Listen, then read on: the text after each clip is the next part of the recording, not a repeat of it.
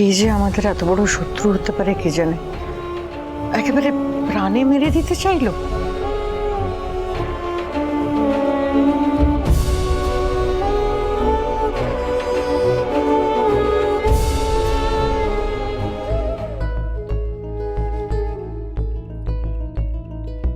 এসব ভাবা বন্ধ করো আন্টি।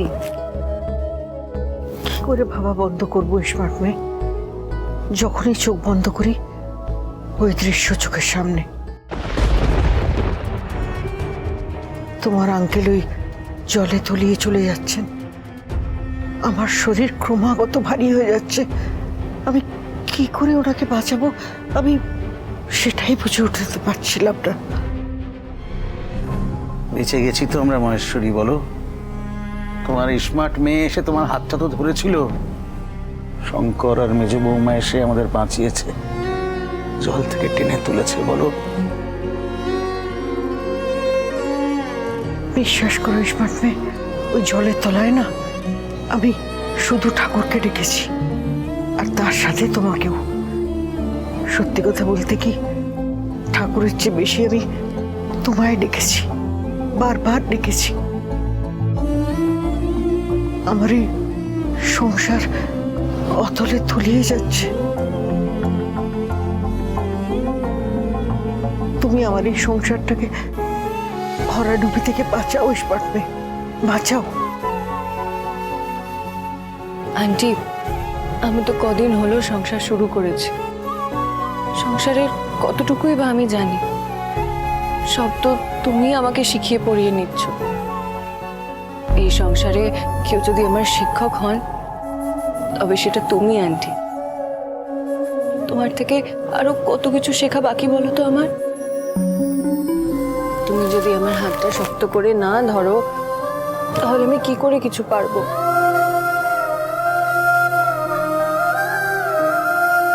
আন্টি জানো, ঝিলমিলটা তো পাকা না।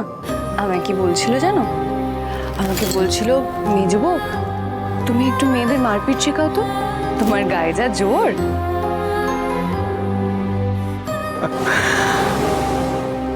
সত্যি যা দিনকাল পড়েছে না, সবাইকে সব বিপদের জন্য তৈরি থাকতে হবে, কি ছেলে কি মেয়ে।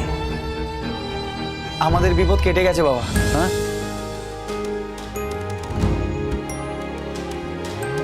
হ্যাঁ, আমাদের হরগৌরী পাইস হোটেল আবার খুলবে।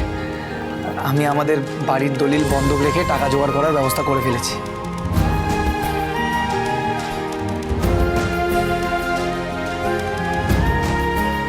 কি এবার তোমাদের দুজনের মনটা একটু হালকা হলো তো? হালকা মানে বুকের ভেতর থেকে একটা বড় পাথর নেমে গেল মেজ বৌমা।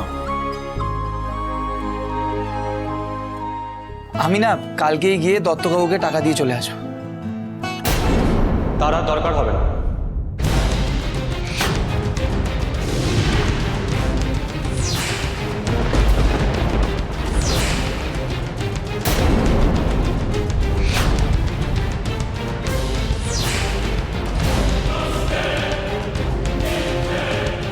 দরকার হবে না মানে? পাইস হোটেল ওই দত্তর খপ্পরে চলে যাক, এটাই চাস তুই? এই হোটেল এখন আর দত্ত কাকুর নয়।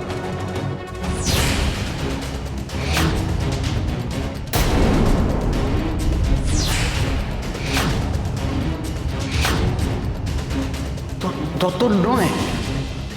কি বলছিস? তবে কার? আমি দত্ত কাকুর টাকা শোধ করে আমাদের হরগৌরী পাইস হোটেলের কাগজপত্র ছাড়িয়ে এনেছি।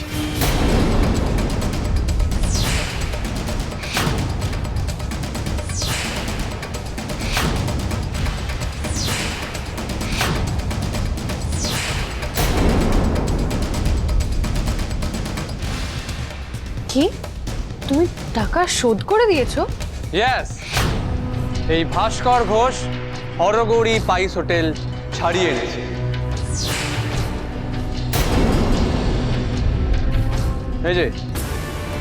এই যে এই হরগৌরী পাইস হোটেলের দলিল।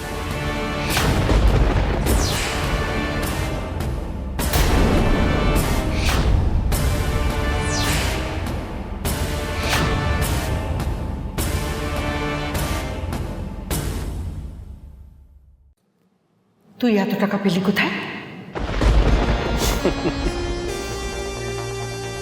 মা, আমি তো তোমার মেয়সারের মতন অশিক্ষিত নই বলো। পড়াশোনা যারা ছেলে, বাজারে একটা দাম আছে। আর তাছাড়া আমি নিজের ক্যালিবারে টাকা রোজগার করেছি।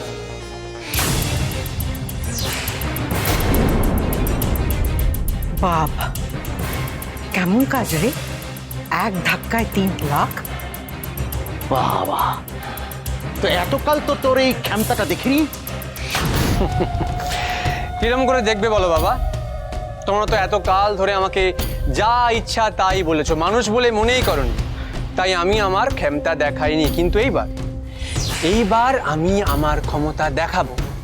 আর সেই ক্ষমতা দেখে সবাই একদম চমকে যাবে।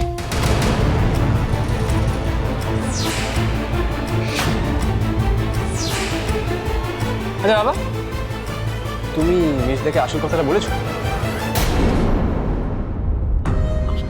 আসল কথা মানে? বলনি? বলনি যে তুমি এই হোটেল আর এই বাড়িটা সবকিছু আমার নামে লিখে দিয়েছো?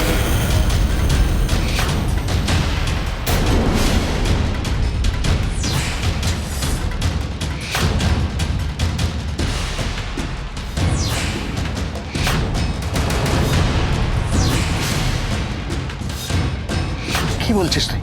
বলনি কথা দেখেছো, বয়স্ক লোক হলে যা হয়। আচ্ছা আমি বলে দিচ্ছি, এখন থেকে এই হরগড়ি পাইস হোটেল আর এই বাড়ি, এই সব কিছু আমার।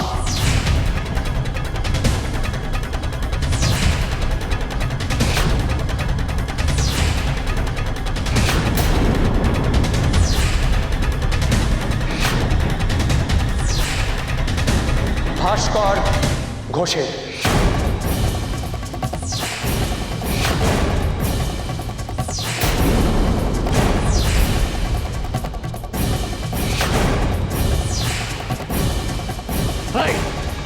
এসব কি বলছিস তুই? তুই মহেশ্বরী, দলিটা কই? দলিটা দাও আমাকে। ওই তো দেরাজ। হ্যাঁ, দাঁড়া দাঁড়া, দেখাচ্ছি তোকে, দেখাচ্ছি। আচ্ছা, এই যে এই যে এই যে দলিল। কোথায় লেখা তোর নাম? এখানে কোথায় লেখা তোর নাম? বাবা, এইটা আবর্জনা, এটা তুমি ফেলে দাও।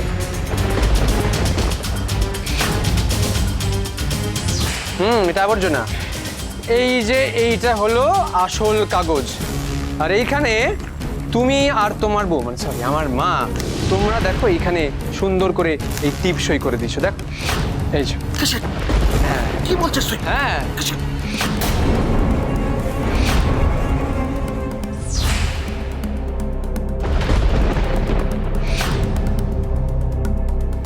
মিসা, এই যে তুই একবার দেখ, এই দেখ, দেখ দেখ, এই যে বাবা। ও বাবা, তুই তো আর ইংলিশ পারিস না, অশিক্ষিত। আচ্ছা দাঁড়া, আমি তোর এই বিদ্যেধরী বউকে একবার সবটা দেখে আসছি। এক সেকেন্ড। মেজো বৌদি, এই দেখো, এই দেখো, দেখো ভালো করে হাত দিয়ে।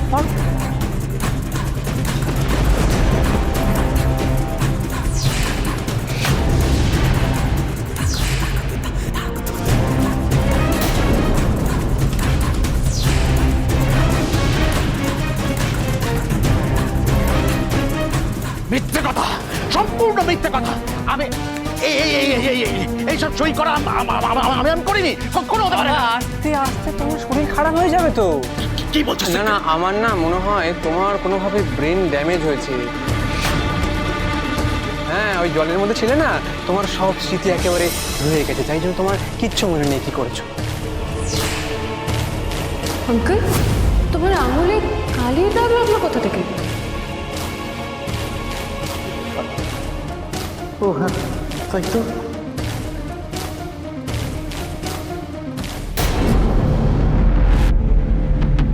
তোমার আঙুলেও তো কালির দাগ।